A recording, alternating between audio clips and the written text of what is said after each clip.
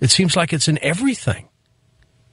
Yeah, President Eisenhower warned us about this, about the industrial complex, and it's gotten to the point where, I used to think if somebody was relatively well-informed, if they, read a couple newspapers, couple of weekly magazines, kept pretty much on what was going on, that they knew about 5% of what was really going on.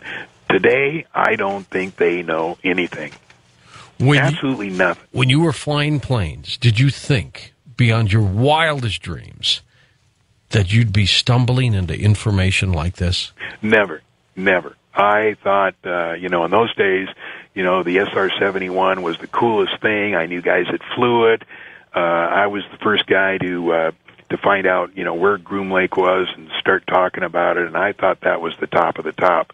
What's interesting is there's a group of SR-71 pilots that get together every 2 years in Las Vegas here. They're called Roadrunners, and what they were the original Blackbird pilots after the CIA. Of course, the CIA started the Blackbird program. There was 13 what they called articles, and those are single-place airplanes. When the Air Force found out about it, that the CIA was flying Blackbirds, they went to the Pentagon and said, "Hey, this is not right. We're supposed to be the guys flying spy missions."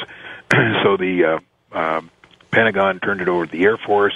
They went to Lockheed. They made the YF-12A, which was proof of concept for the SR-71. They made 3 of them, and then they made about 34 SR-71s. The guys that the CIA guys ran it until about 1967. So anything prior to that, this association is called Roadrunners, and they call before the Blue Suiters got into them, and they meet. And the reason I'm telling you this story, George, is because when they get together, here it is, 2006, they toast their drinks to each other saying, "And we're still the fastest."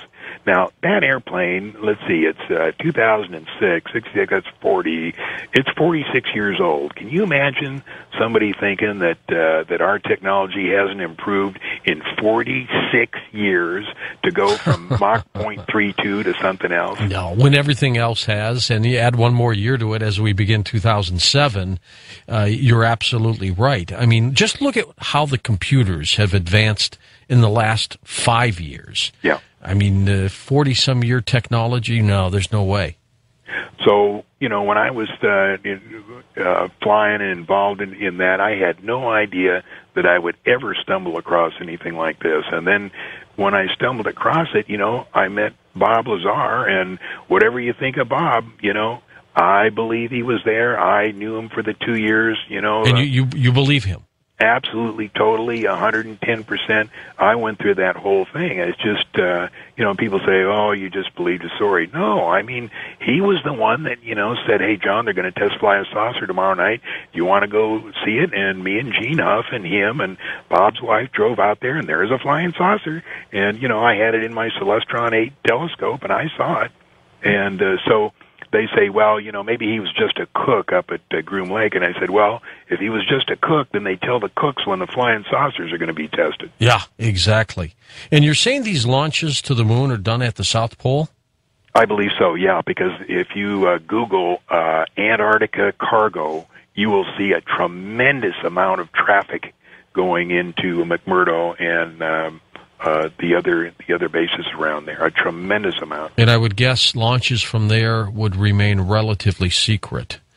Well, absolutely, and since they're anti-grav, they don't make any noise. I mean, they just head up to the moon. I doubt if it takes more than an hour to get there. Are you telling me these things travel that fast, John? Oh, absolutely. They're anti-grav. My God. You mean once they get out of the atmosphere?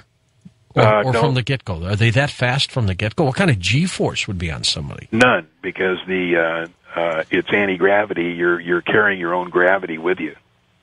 So there's no G's at all? Absolutely not. That is just like warp drive, and off they go.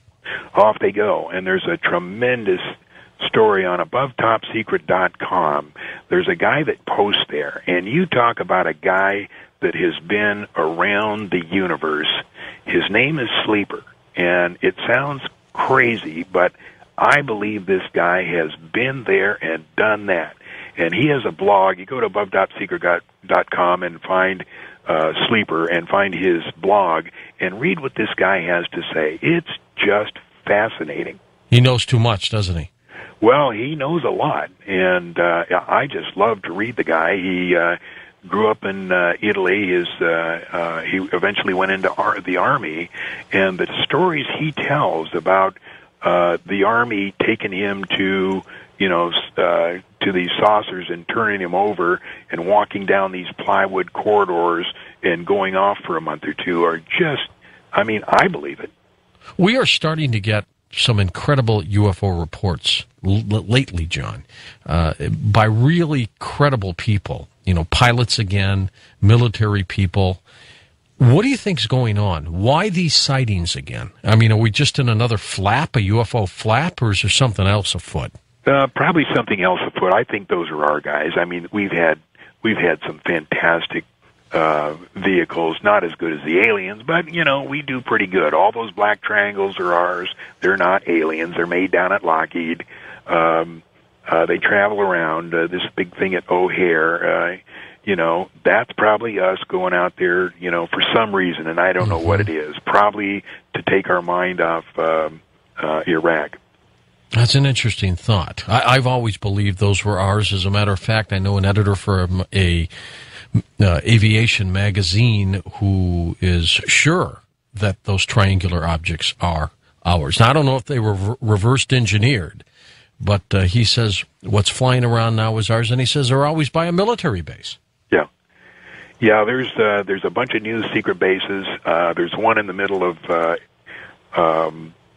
Nevada test site. It's not technically Area 51. It's 35 miles west-northwest called Sandia. And it has 3 runways. They test a lot of things out of there. There's another one up by just to the south of Wendover, to the southeast of Elko. As a matter of fact, there was an article in the Review Journal, Las Vegas Review Journal, in January. Now, I had known about this one particular secret base that was just to the west of Dugway. And we followed its progress and everything. It was kind of interesting. I had a friend who went deer hunting, and he was the one that originally found it. So we watched it for a couple of years, and then January of this year, last year, Las Vegas Review Journal ran a story that the military was asking for a third large restricted area over Nevada. Now, there's the Nevada test site restricted area. There's the one up at Fallon. And then they wanted a third one. Guess where the third one was? Wow. Right over this area that's just to the south of Wendover. So, I took it to my friends. I said, hey, looky here. They're putting a restricted area right over this secret base.